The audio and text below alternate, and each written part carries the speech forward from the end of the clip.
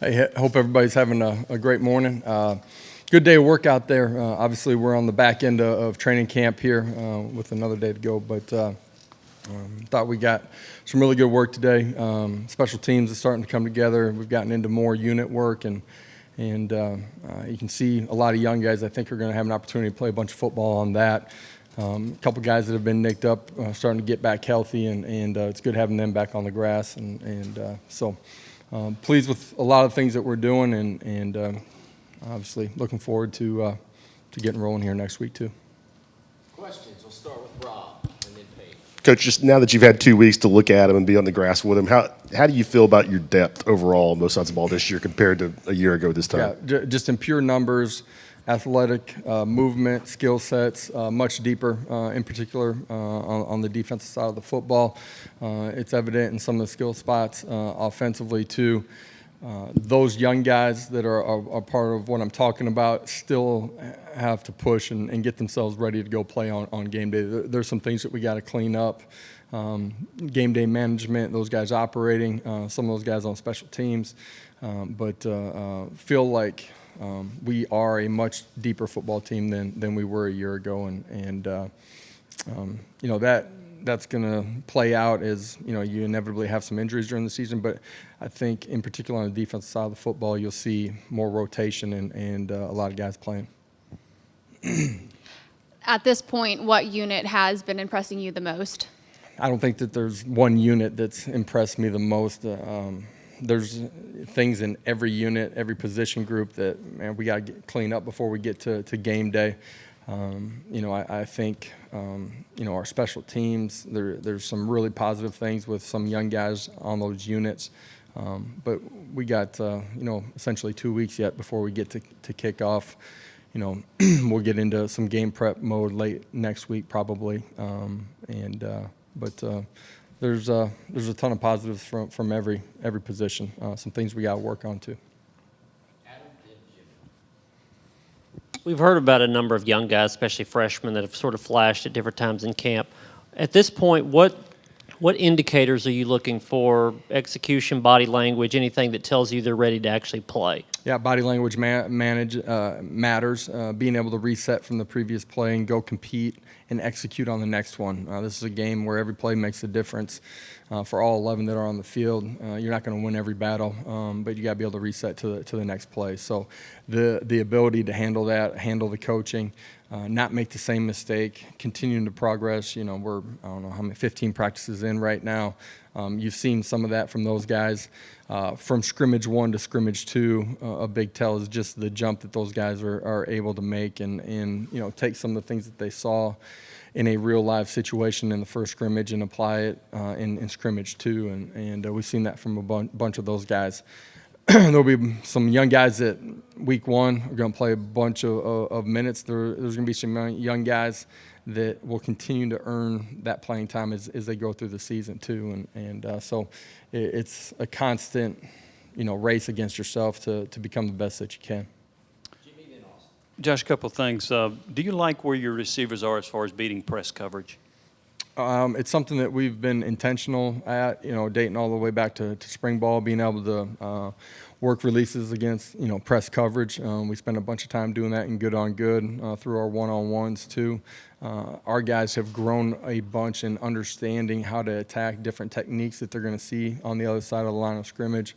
Feel like, the tools that those guys have incorporated into their game, and some of them are a little bit different than others, just in who they are and their body types. Feel like those guys will be able to manage to find a way to win and get off the line of scrimmage quickly. And have you seen evidence that you might be a better pass rushing team this year? I do, just from their functional movement, individually, their ability to bend, explosiveness out of their stance, the fundamentals. Coach Garner and Coach Eckler have helped develop all off season. And then some young guys that have come into our program too that we believe as the season unfolds will be able to help us in some of those situations. So the depth, the growth of them individually, some young guys coming in, I do believe that we'll be better being able to apply pressure with the quarterback without using pressures to do that.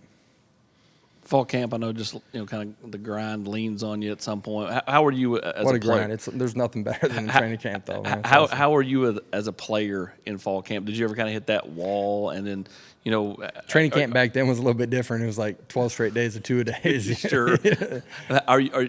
Do you do anything specifically, and how are you as a coach? Do you hit that wall in training camp as a coach? Yeah, I think just the way we structure it, the player loads that we try to manage with them, when we time up our off days, when the scrimmage days happen, we try to keep them fresh physically, but also on the mental side of it, and make sure that they're intentional. There's a grind and stress to training camp. I think that part of that's necessary just to get yourself prepared for the season. The off season, one thing in June and July, and strength and conditioning, but you need some of the physicality and the stress during the course of training camp to prepare yourself for what the season's going to be like, what those fourth quarters are going to be like.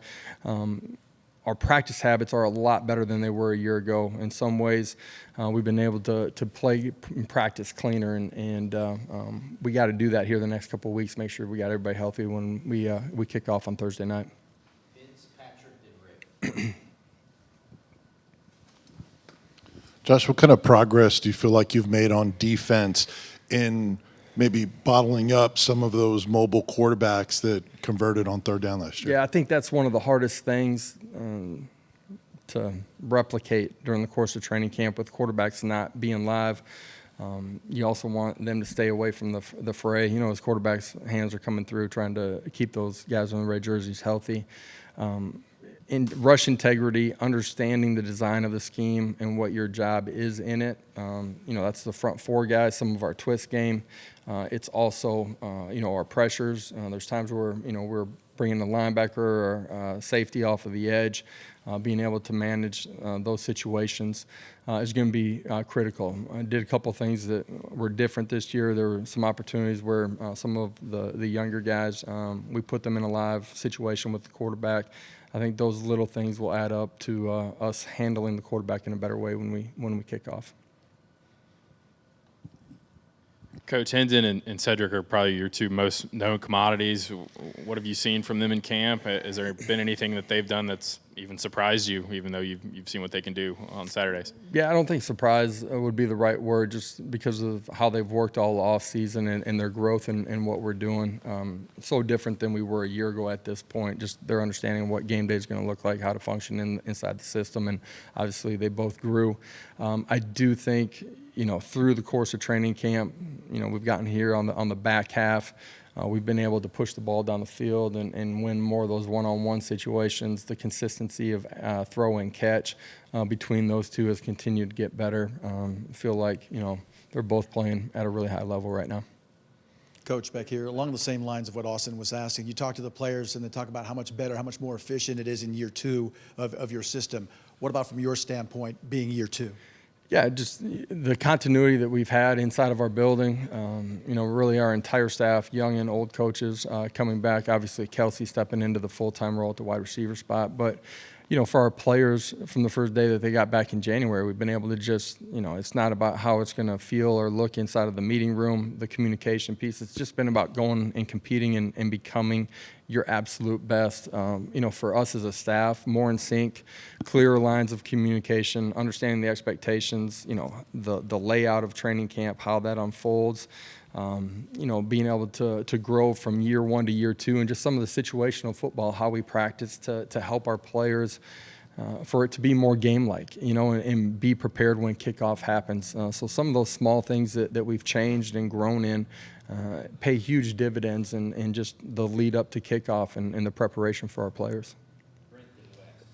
Coach, not discounting practice at all, but when you try to, Please don't. You're talking about playing a lot more guys.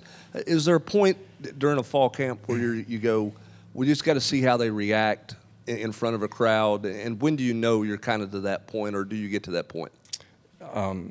You play more guys because they've earned it, right? And I do feel like we got more guys that have been earning it, just from our scrimmages and then the way that they've practiced.